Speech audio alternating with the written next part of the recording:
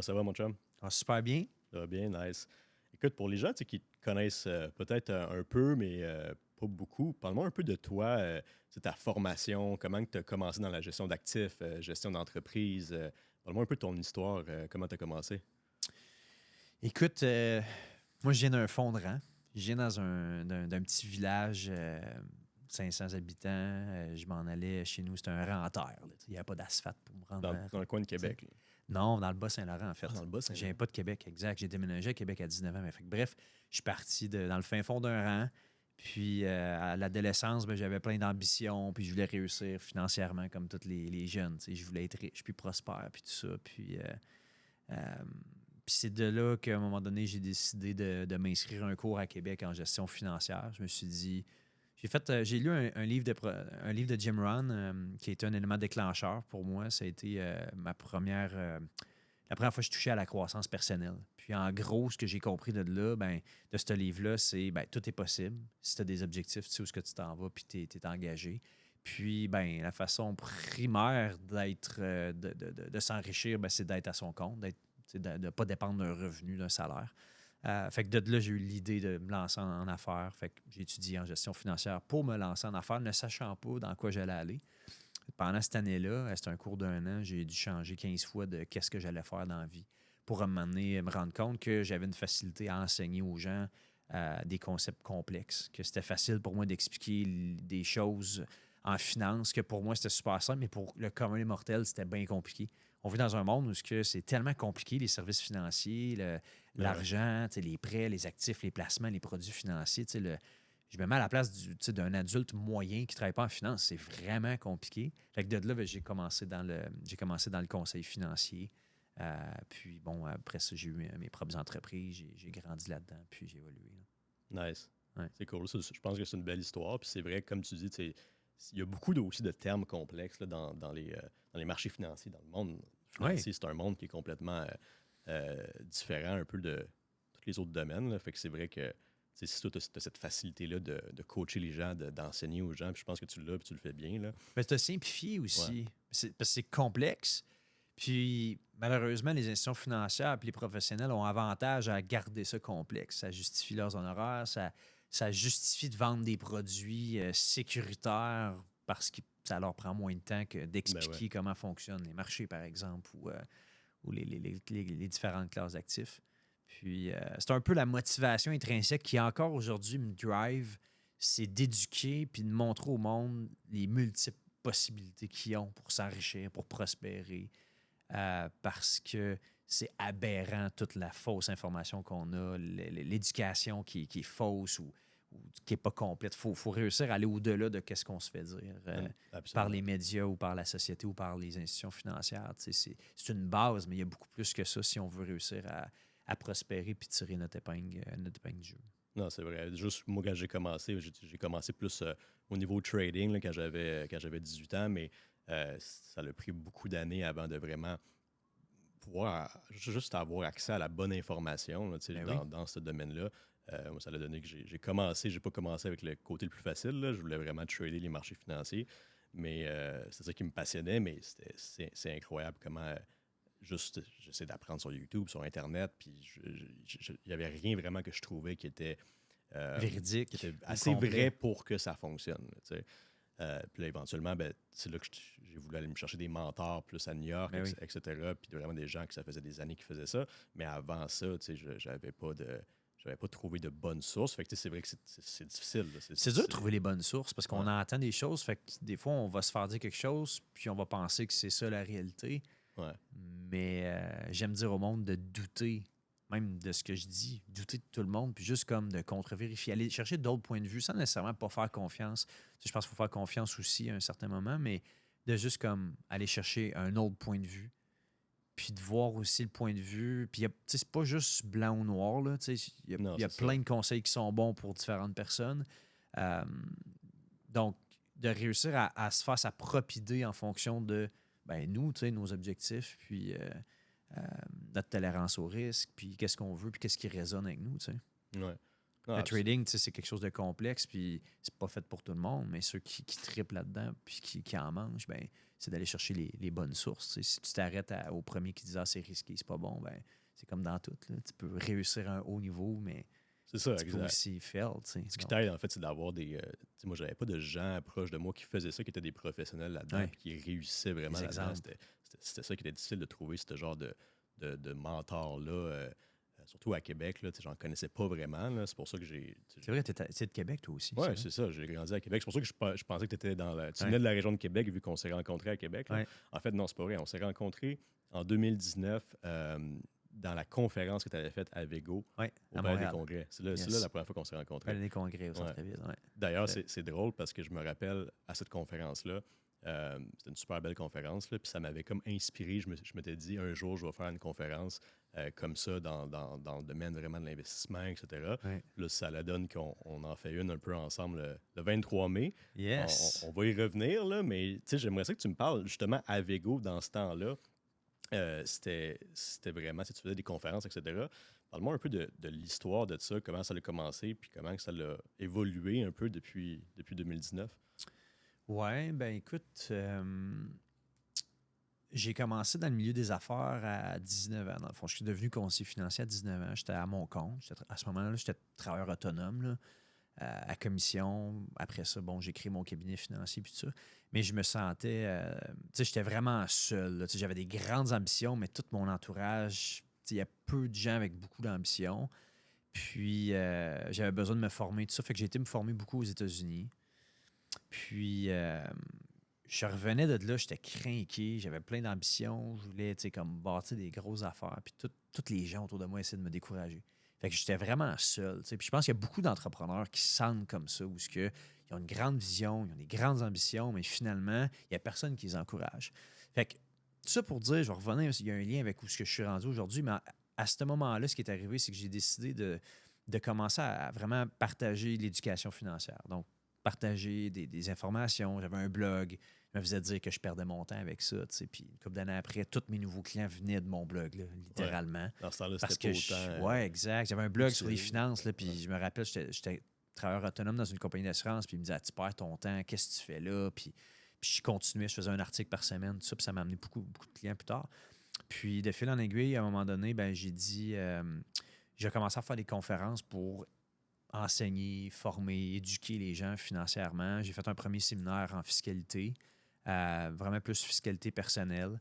Ça a eu énormément de succès. J'ai formé peut-être 500 personnes là, sur plusieurs séminaires. Là. On a fait 4, 5, 6 fois là, ce séminaire-là. Ça m'a amené un paquet de clients et ça m'a amené surtout la prise de conscience à quel point que les gens ont besoin de se faire éduquer financièrement, à quel point que les gens ont des fausses croyances par rapport à l'argent, puis à quel point les gens embarquent et investissent dans à peu près n'importe quoi. Ça n'a aucun sens. Puis ça a été un peu ma motivation à me driver à dire il faut que quelqu'un aide les gens, non pas à leur proposer les meilleurs investissements, mais à leur permettre de développer leur intelligence d'affaires, leur intelligence financière pour qu'ils puissent eux-mêmes prendre des bonnes décisions dans la vie en général. Ouais. Puis de là, ben, j'ai commencé à faire un paquet d'autres séminaires, formations. Ça m'a amené une belle clientèle.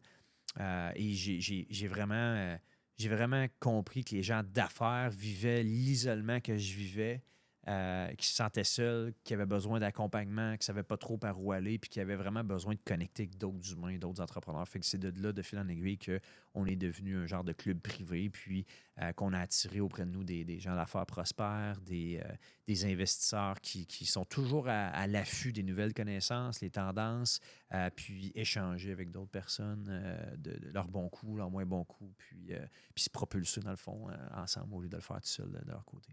Ouais, c'est vraiment une bonne idée. Puis c'est vrai, là, j'imagine que c'est comme ça dans tous les domaines, un peu entrepreneurial, mais dans le trading, c'est la même chose. C'est plate à être tout seul. Quand tu trades, tu es devant un écran, il n'y a personne autour de toi qui comprend un peu ce que tu fais. Le monde des finances, c'est un peu comme ça. Le monde de l'entrepreneuriat, surtout, c'est comme ça parce que, effectivement, Tu vis des émotions, tu vis des affaires, tu te sens tout seul. Des fois, tu as besoin de te faire comme valider, confirmer ou te faire brasser aussi, de faire dire non, là tu l'échappes. Là. Tu t'en vas dans la mauvaise direction. C'est ça. Ou d'autres fois, pourquoi tu doutes de toi, tu sais, fonce, tu sais. Ouais. De se faire comme contre-valider puis avoir du monde de confiance autour de nous, c'est important. Ouais. Tu viens-tu de. Comme tes parents, si tu des entrepreneurs un peu, étais-tu un peu dans ce Non. domaine-là ou pas du tout? Non, moi, je l'ai eu à tough, comme j'aime dire. Tu sais, j'aimerais bien dire que j'ai une belle histoire, que j'ai eu un mentor qui m'a aidé, puis tout. C'est pas vrai, il n'y a personne qui m'a aidé. Ouais. Mes parents, c'était 2 employés. Tu sais, on travaille fort pour gagner de l'argent. Tout est risqué, on n'a pas les moyens, tout est trop cher. Tu sais, j'ai été élevé dans un milieu là, où il n'y avait pas de prospérité financière. Tu sais, j'ai jamais rien manqué, mais on vivait vraiment pas dans l'abondance puis dans la prospérité. Puis c'est un peu ça qui a été mon driving, à force de me faire dire non, c'est trop cher, non, non, non, à l'adolescence. C'est comme moi, là, quand je vais être plus tard, quand je vais être plus âgé plus tard, je vais me permettre d'avoir la vie que je veux, faire tout ce que je veux. Je veux pas avoir de limitation. Fait que c'est là, vers 18-19 ans, où j'ai eu un déclic, où OK, tout est possible si je le veux vraiment, puis je vais bâtir, je vais dessiner, dans le fond, la vie de rêve que je voulais. Puis, crime, aujourd'hui, à quelques détails près, je suis là. Ouais. Tu l'as bien visualisé, ça l'a bien fonctionné. Oui, je l'ai visualisé, puis j'ai pris les moyens pour y arriver, évidemment. Tu sais. Ouais. Mais non, j'ai pas eu de mentor. Beaucoup d'erreurs.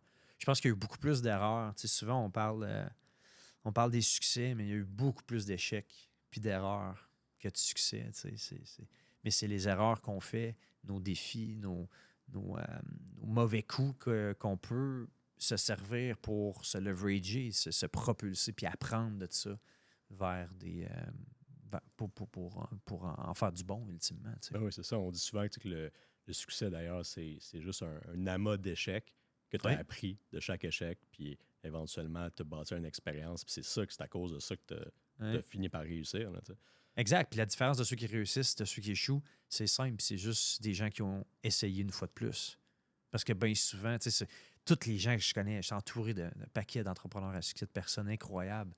Puis tu sais, on les voit, ils sont rayonnants, puis OK, ils ont ça comme réalisation, puis c'est super, mais la réalité, c'est qu'ils se sont plantés tellement de fois, ils ont fait des erreurs, ils ont appris de ça, d'un parcours pour aujourd'hui vivre certains succès. T'sais. C'est ça, exact. Puis en fait, c'est ça qui est difficile, quand tu fais des erreurs, c'est vraiment, c'est pas nécessairement de faire l'erreur, mais c'est d'apprendre de l'erreur, tu sais. Vraiment de te remettre en question, puis d'arriver à une conclusion qui fait que tu vas pas refaire cette erreur-là. C'est ça qui va faire que tu vas être meilleur après ça, puis dans ton prochain projet, tu vas devenir meilleur parce que tu t'as appris de cette erreur-là, mais tu as des gens qui font les erreurs, mais qui vont pas nécessairement prendre le temps de faire cette introspection-là pour apprendre. Qui vont arrêter, ils vont abandonner, puis ça va être la fin, tu sais. Puis on dit d'ailleurs on dit qu'un échec n'est pas un échec si on apprend quelque chose. Tu sais, si tu as un échec, puis bon, tu t'apitoies là-dessus, OK, j'ai perdu, mais si tu réussis à tirer une leçon de ça, tu mets ça dans ton coffre à outils, finalement, c'est plus un échec. Exactement. C'est une victoire, parce que tu viens de grandir, tu viens d'évoluer. Bon, il y a des erreurs qui coûtent plus cher que d'autres.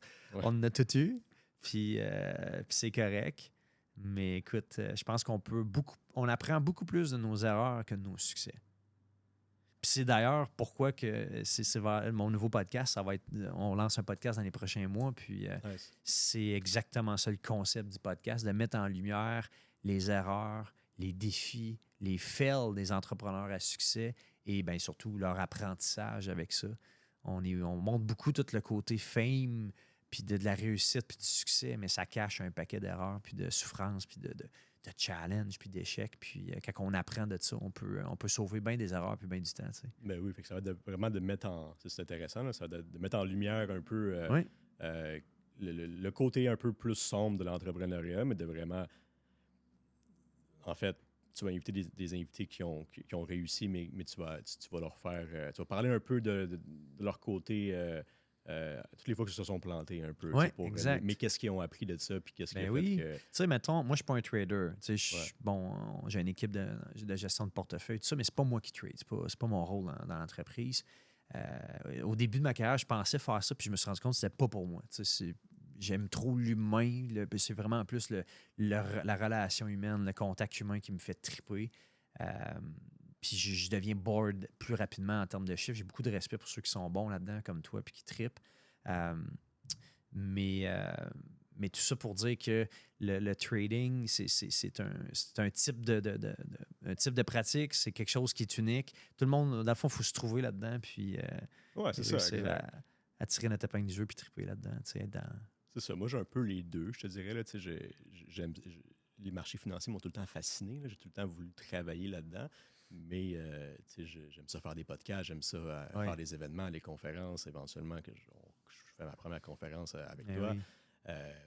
Fait que, je te dirais qu'il y a des traders qui sont super confortables à être devant un écran toute la journée puis à ne pas parler à personne, puis c'est vraiment ça leur vie, puis ils sont confortables avec ça. Je te dirais que je suis un peu plus comme toi à ce niveau-là. Là. J'aime aussi l'aspect humain, l'aspect relation, connexion. Puis c'est pour ça que j'ai tout le temps eu tendance de oui, je fais mon trading, mais de bâtir des entreprises aussi en même temps. Puis développer ton réseau. Développer mon réseau, faire tout ce que j'ai touché dans les dernières années. Là. J'ai touché un peu à l'immobilier, j'ai touché à plusieurs autres entreprises. Le trading a tout le temps été comme mon main income. Focus. Focus, je te dirais, peut-être 40-50%, mais j'ai toujours été impliqué dans d'autres projets sur le côté, justement pour ce que tu as dit, parce que c'est important pour moi, le côté humain, le côté relation, j'en ai besoin. Mais c'est juste un type de personnalité différente. Là. J'en ai connu des traders dans ma vie qui font juste ça aussi. Juste ça, puis sont confortables avec ça. C'est pas tout le monde. Exact. Ouais. Mais ce que je voulais dire, en fait, ça m'était sorti de la tête, mais c'est que si je décide de vouloir commencer à trader en ce moment, ben, je peux le faire, puis me planter, puis comme faire les premières années, sûrement que les premières années, c'était plus difficile que maintenant, tu sais. Ou je peux aller apprendre un gars comme toi ou d'autres traders qui ont passé la zone, tu sais, des 5 premières années ou je sais pas quoi, là, tu sais, chaque domaine a ses trucs, mais tu sais, c'est les premières années d'échecs. Puis finalement, ben, en 1 heure de discussion avec toi, je vais peut-être me sauver comme des centaines de milliers de dollars de pertes ou des années d'essais-erreurs parce que je veux chercher ton expérience. Fait que c'est un peu ça le concept d'apprendre des erreurs des autres. On peut tellement sauver du temps puis économiser bien souvent des pertes importantes parce qu'on apprend des erreurs des autres. Moi, j'aurais adoré avoir un mentor dans mes premières années. Puis c'est vrai, tu l'as dit, là, j'aurais tellement sauvé d'argent juste en perte. Je faisais tellement n'importe quoi dans les 2 premières années parce que l'information que j'avais, c'était juste pas la bonne information. J'ai perdu, beaucoup d'argent au début, puis beaucoup de temps, beaucoup de nuits à pas dormir, puis à stresser. À stresser parce qu'il y avait personne qui me disait non, c'est pas compris, tu fais ça, tu fais pas ça, tu t'en vas comme ça, puis c'est tout. Tu suis les institutions, puis tu apprends un bon risk management. Tu sais, quand tu me demandais c'est quoi, mettons, un Vego, ben, c'est un peu ça. C'est d'amener un paquet de monde à succès, mais qui sont tellement dans le partage, dans l'ouverture que ben ils peuvent inspirer puis aider les plus jeunes qui poussent à sauver, justement, épargner des erreurs, sauver du temps, puis avoir justement des mentors, des exemples. C'est tellement important. Moi, j'en ai pas eu vraiment là, des mentors, des exemples au début. J'aurais tellement aimé ça, avoir quelqu'un qui m'encourage, puis tout ça. Je l'ai pas eu. Aujourd'hui, j'en ai plein, mais à l'époque, je l'avais pas. Fait que je pense que c'est ça. Je pense que c'est d'avoir un bon réseau de support aussi. C'est tellement dur qu'on fasse du trading, qu'on soit en business ou investisseur. On vit des choses, on vit des émotions, puis d'être entouré de personnes de qualité pour nous permettre de croire en nous, de sauver des erreurs, d'aller plus vite. C'est tout le temps ultra rentable. Oui, c'est vrai. Puis surtout que c'est dans l'industrie aussi du coaching. Je pense de plus en plus, vu que c'est plus accessible à cause de l'Internet, etc., c'est une industrie qui est grandissante vraiment en ce moment. Puis je pense que c'est une des raisons. Là, en tout cas, moi, personnellement, je n'apprenais pas facilement à l'école. Okay. Mais quand j'ai commencé à avoir des mentors qui m'inspiraient, c'est là que j'ai beaucoup appris. J'ai appris rapidement, puis c'était plus accessible, c'était plus... il y avait un meilleur support, puis c'était concret. Fait que c'est pour ça que je pense que c'est une industrie qui est grandissante. C'est pour ça que j'aime aussi coacher d'autres traders autour de moi puis bâtir une communauté de ça. Puis c'est un peu pour ça que toi, c'est un peu le principe de Avego. Fait que ce que je comprends, c'est qu'il y a plein de gens qui ont réussi dans leur domaine puis qui peuvent agir en tant que mentor sur des gens qui commencent dans la communauté. Fait que c'est vraiment une communauté de ce type-là. Oui, c'est un écosystème où on met juste du monde sharp qui veulent grandir, prospérer, croître, puis qui veulent partager aussi leurs bons coups, leurs moins bons coups. Un safe space, un endroit où tu peux être kické, puis pas avoir peur de partager tes bons coups, puis en même temps, pas avoir peur de... Tu sais, je parlais à quelqu'un ce matin, ça va mal, genre, dans son domaine, dans son industrie, l'économie frappe fort, puis il est dans le rouge à tous les mois, ça va mal, il est cash au négatif. Puis de l'autre côté, ben, je parle une demi-heure après à quelqu'un qui prospère au bout, mais des fois, c'est des périodes, c'est des moments, puis quand tu es dans une période sombre, ben, c'est important d'aller chercher des inspirations d'autres personnes qui nous motivent à continuer, tu sais, une fois de plus. C'est tout le temps ça, c'est de continuer une fois de plus pour pouvoir avancer puis évoluer, autant personnellement que professionnellement ou dans... Ouais, absolument. C'est vrai, c'est très vrai. Qu'est-ce que tu dirais à quelqu'un qui commencerait dans la gestion d'actifs ou l'investissement ou la gestion d'entreprise? Tu sais, juste quelqu'un qui voudrait plus s'impliquer là-dedans, mais qui n'a pas nécessairement cette expérience-là. Wow. Dans la gestion d'actifs ou dans gestion d'entreprise tout court, On mettons, peut, start-up on pourrait ou... commencer, mettons, gestion d'entreprise. Je sais que c'est vraiment ton domaine. Là. Ouais. Ben, en fait, la réponse, je pense que la réponse serait la même, peu importe le domaine, là. Je pense que ça serait Ouais. d'aller chercher, de s'éduquer financièrement puis de se former, genre non-stop. Et d'être dans l'action. Parce qu'il ne faut pas juste écouter puis, tu sais, comme suivre des formations, il faut passer à l'action. Mais comme de consommer, tu sais, puis aujourd'hui, tu sais, aujourd'hui, je me paye des formations qui coûtent super cher, puis je suis conscient que quand tu commences, tu n'as pas ces moyens-là, mais l'avantage aujourd'hui, il y a tellement de bon contenu gratuit. Je veux dire, tu as des podcasts, YouTube, tu as des influenceurs du bon qui font du Christy de bon contenu. Fait que je pense que d'avoir des bons livres, des bons podcasts, des bonnes chaînes YouTube, constamment s'inspirer de ça, puis être dans l'action, puis développer ton networking, ton network, de faire du networking, de rencontrer du monde. Puis d'aller là en winner, tu sais, pas d'aller là pour quémander de la business ou de la référence. C'est souvent des gens là, qui commencent, tu t'en vas dans un groupe d'affaires, puis là, ben, tu veux avoir l'air du meilleur, puis tout, c'est pas de même ça marche, la business. Au début, c'est de même ça marche, mais les gens qui réussissent à mener, c'est un contact humain. Fait à la base, c'est de travailler sur soi, de se développer, d'apprendre, puis après ça, ben, de rencontrer du monde, puis de développer son network, son réseau. Ouais, c'est bon. Non, c'est vrai. Puis, tantôt, tu as mentionné que tu avais une conversation avec quelqu'un, que ça n'allait pas nécessairement bien dans sa business. Là. C'est vrai que dans les dernières années, ça a été.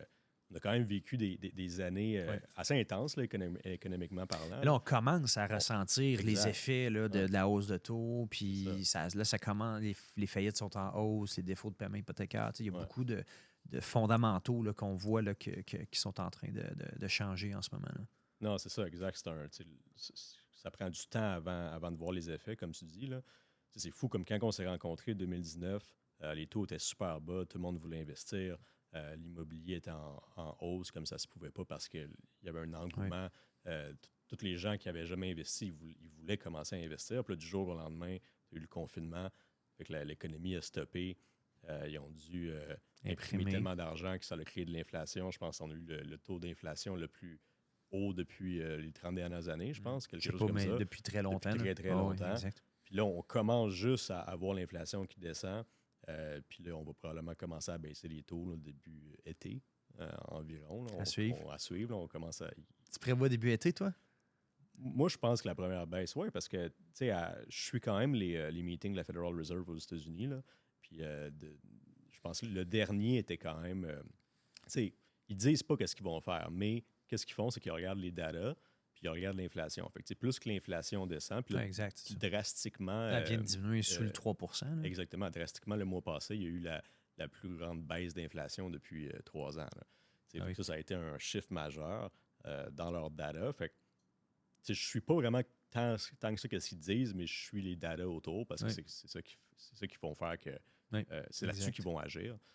Fait que je prévois le début été. Mais encore là, on ne peut jamais savoir ce qui va se passer. Là. Mais où je m'en allais avec ça, c'est ça.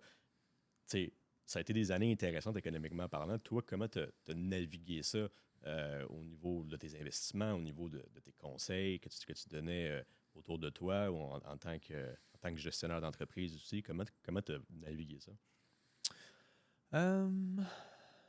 Je pense que j'ai été un peu comme bien des entrepreneurs, des entreprises. J'étais beaucoup plus agressif dans mes stratégies de croissance quand les taux étaient bas. Puis, le coût d'emprunt était bas.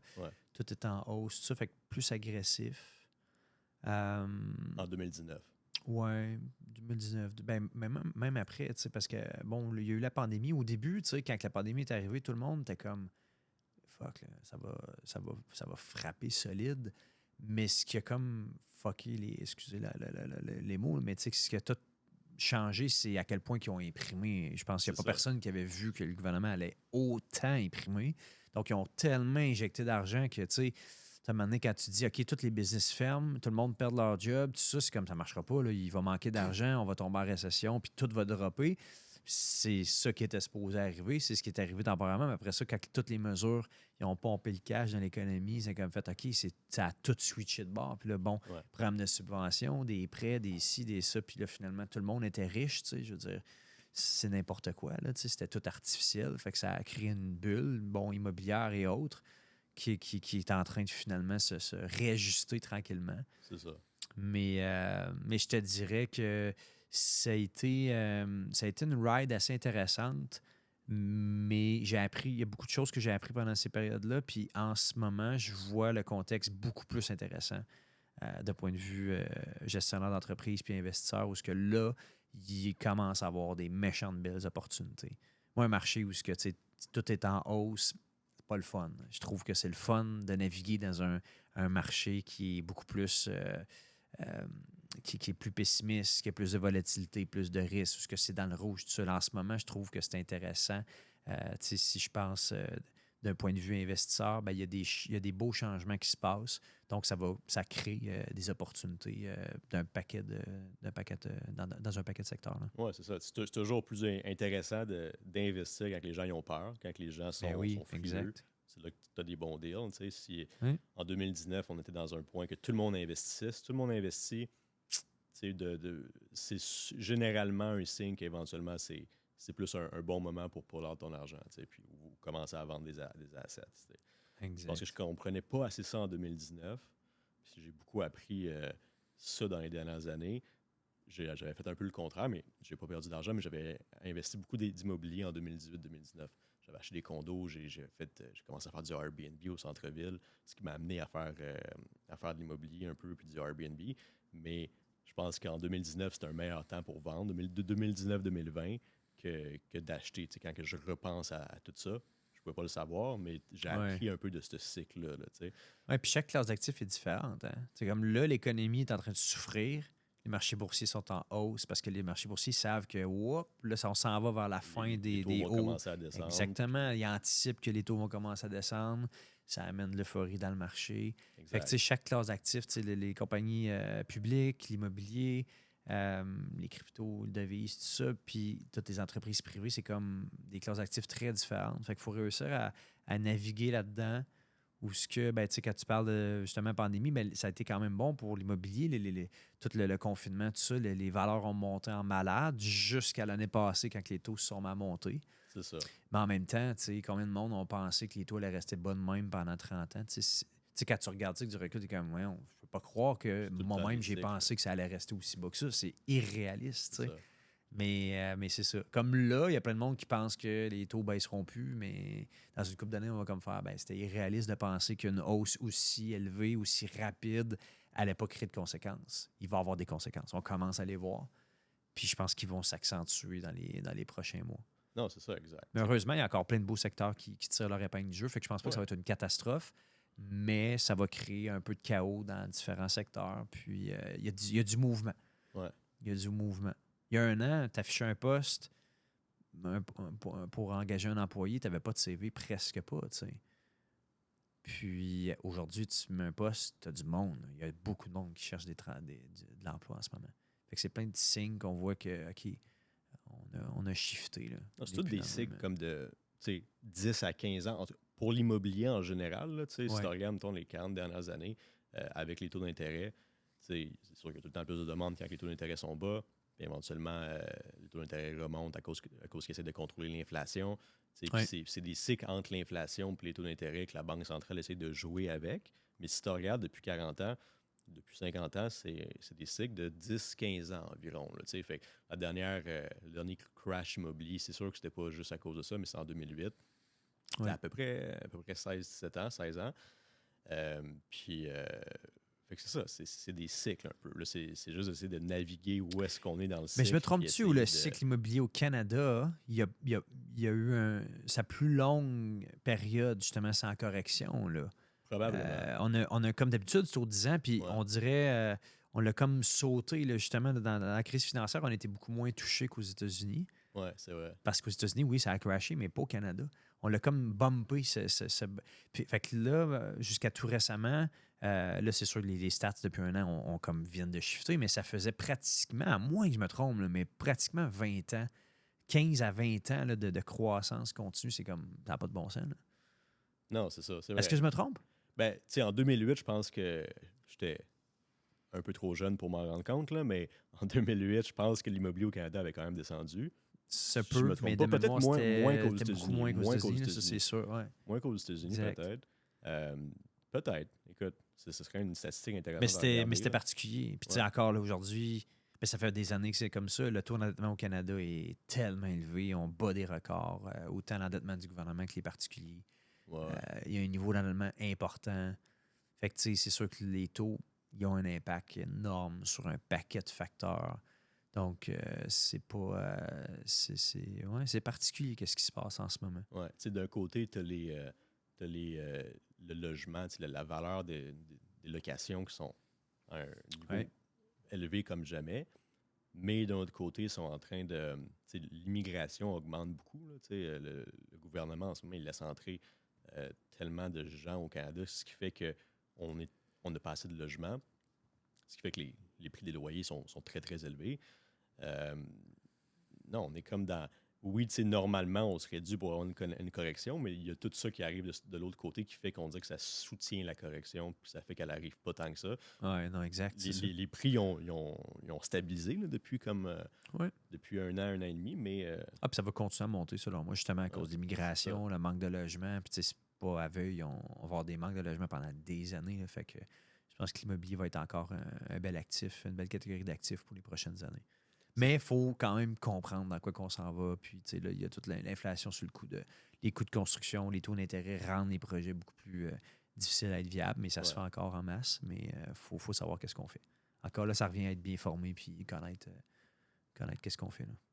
ça serait cool justement comme un bon ratio immobilier dans un bon portefeuille, par exemple immobilier, fonds de placement, actions, peut-être même obligations ou d'autres types d'actifs Oui. peut-être que t'aimes en particulier. C'est quoi ton portefeuille idéal en termes de ratio?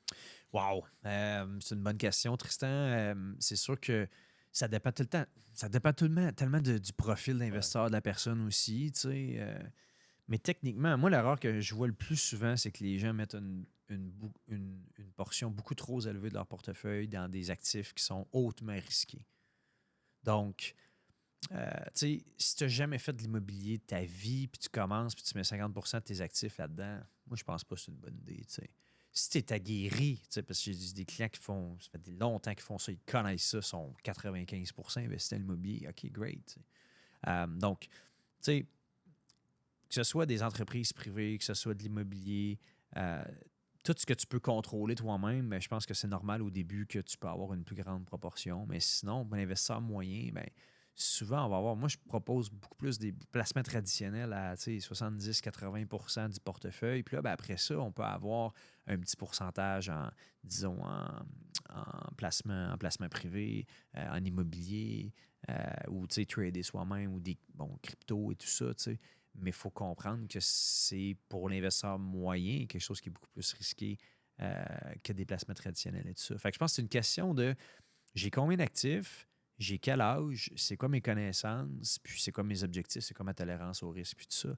Mais je pense que l'erreur que les gens font beaucoup, c'est qu'ils vont perdre des grosses sommes qui sont longues à retrouver. Tu sais, une perte, c'est dur à trouver. Hein? La valeur numéro 1 de Warren Buffett, c'est quoi? C'est de ne pas perdre d'argent. Donc, la préservation, la préservation de capital. Ouais.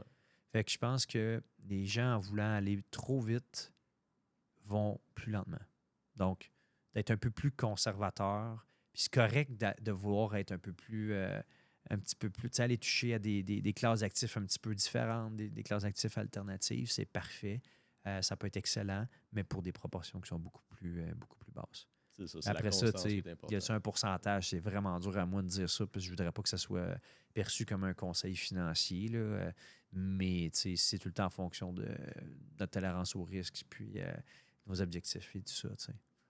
Ouais. Ouais, non, c'est sûr que tout le monde a des profils différents. Là. Ça, je suis d'accord avec ça. C'est une grosse différence Ouais. entre toi qui es un trader, tu sais, ça se peut que 80% de tes actifs soient dans le marché boursier, puis de l'autre côté, la personne à côté qui n'a jamais tradé de sa vie, qui commence à s'ouvrir un compte, puis elle veut acheter des actions, crif, mess, 5% de ton portefeuille, c'est déjà en masse, là, peut-être même trop.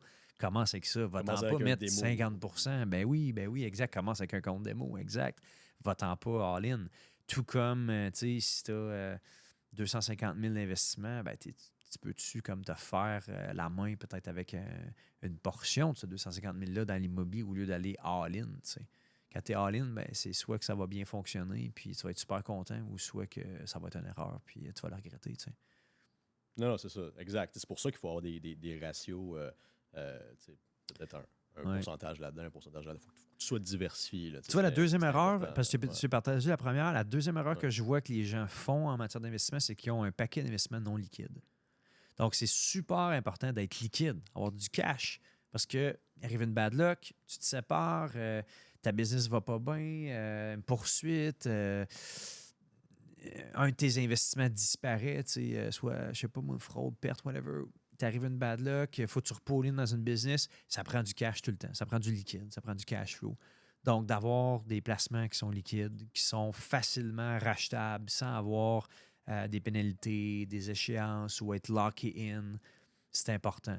Si tout ton argent est investi dans plein de classes d'actifs que tu ne peux pas vendre, ou ce que c'est long d'avoir accès à ton argent, ben quand il y a des problèmes, ça va pas bien. Puis de l'autre côté, il y a toutes les opportunités aussi. Pour Des les fois, tu as des opportunités, c'est ça. opportunités qui se présentent. Il faut que tu sois liquide pour ça, pour en profiter. Puis, je pense que dans le contexte actuel, encore plus de mise. Super important d'être liquide, d'avoir accès à des fonds pour pouvoir bouger rapidement, pour venir pallier des fois les enjeux qui arrivent, les problèmes financiers ou autres, mais aussi être prêt à sauter sur les occasions d'affaires, les opportunités d'affaires qui se présentent. Ouais, c'est un bon conseil, ça, de ne pas, si tu as 100 000 à investir, de ne pas investir ton 100 000 au complet. Garde tout le temps je ne dirais pas des pourcentages, ça dépend de tout le monde, mais un certain pourcentage, effectivement, si tu arrives des pertes que tu n'as pas prévues, mais aussi pour les opportunités, tu ne Ben oui. sais jamais quelle opportunité que tu peux arriver. Si tu n'es Ouais. pas liquide, tu peux pas la saisir. Puis c'est de l'argent perdu. Exact. Puis, tu sais, liquide, moi, je suis pas un fervent d'avoir beaucoup de liquidité, vraiment pas. Mais au moins d'avoir des placements qui sont liquides. Ce qui veut dire que tu appelles ton gestionnaire de portefeuille ou ton broker, puis OK, j'ai besoin de mon argent, puis 5 jours après, l'argent est dans ton compte. Ça, pour moi, c'est quelque chose C'est une qui est forme de liquide. liquidité, Ben ouais. oui, exact. Donc, la troisième erreur, c'est souvent que les gens ont trop de liquidité, justement. Là, gardent trop d'argent qui dort. Fait que, tu sais, c'est correct d'en garder, mais en même temps, tu peux l'investir si elle est accessible. Puis, mais tu sais, c'est surtout de ne pas avoir, tu sais, quand mettons, tu as investi dans une compagnie privée, tu as mis de l'argent là-dedans, l'argent adore, je veux dire, c'est pas liquide. Là. Demain matin, tu as besoin d'argent, ça ne se fait pas. De l'immobilier plus ou moins liquide, ça peut se vendre en quelques mois, mais rarement en quelques semaines ou quelques jours, là, on se comprend. Donc, souvent, quand il y a des défis de liquidité, ça va se passer sur quelques jours, quelques semaines. C'est ça. Ouais. Non, c'est vrai. Sauf en 2019, quand tout se vendait rapidement. Ben oui, c'est sûr, tu acheté un char pour le revendre plus cher. C'est pas la vie, ça. Là. Ça, c'était Non, c'est ça. une anomalie dans le marché. Le 23 mai, on peut en reparler un peu, là, mais Oui. on fait le premier Investing Summit à Montréal. Tu vas être un invité, mais non seulement un invité spécial, mais que tu vas donner aussi une conférence d'à peu près 1 heure sur, je pense, la fiscalité de l'investissement, sur la gestion de portefeuille. Qu'est-ce que tu aimerais ça apporter en termes de contenu à cette conférence-là? Souvent, quand les gens se lancent en investissement, peu importe le type d'investissement, la première ou une des premières questions qui revient, c'est comment je me structure pour payer le moins d'impôts possible. Donc, c'est de répondre à cette question-là. Comment structurer? C'est quoi les différentes structures qu'il y a? C'est quoi les avantages, les inconvénients des différentes structures? Puis ensuite, comprendre aussi la fiscalité des investissements. Comment ça fonctionne? C'est quoi un gain capital? C'est quoi du revenu de source étrangère? C'est mieux de l'avoir personnel dans une corpo ou dans un régime enregistré comme un CELI ou un REER, tout ça. Donc, mon but, c'est de vraiment démystifier comment ça fonctionne, les différents types d'investissement, les revenus d'investissement, comment ça fonctionne, comment c'est imposé et ben, comment faire pour en payer le moins possible, ultimement. Yes. Nice, ça va être le fun. Je suis Ouais. content de t'avoir à cette conférence-là. Je pense que tu vas être une partie importante là, puis intéressante parce qu'il va y avoir des gens qui commencent dans l'investissement, qui commencent dans le trading, qui commencent juste en général, qui sont intéressés par ça. Il va y avoir aussi des gens qui, peut-être que ça fait quelques années qu'ils font ça, mais qui Ouais. veulent mieux se structurer pour justement, fiscalement parlant. D'ailleurs, je voulais te poser cette question-là.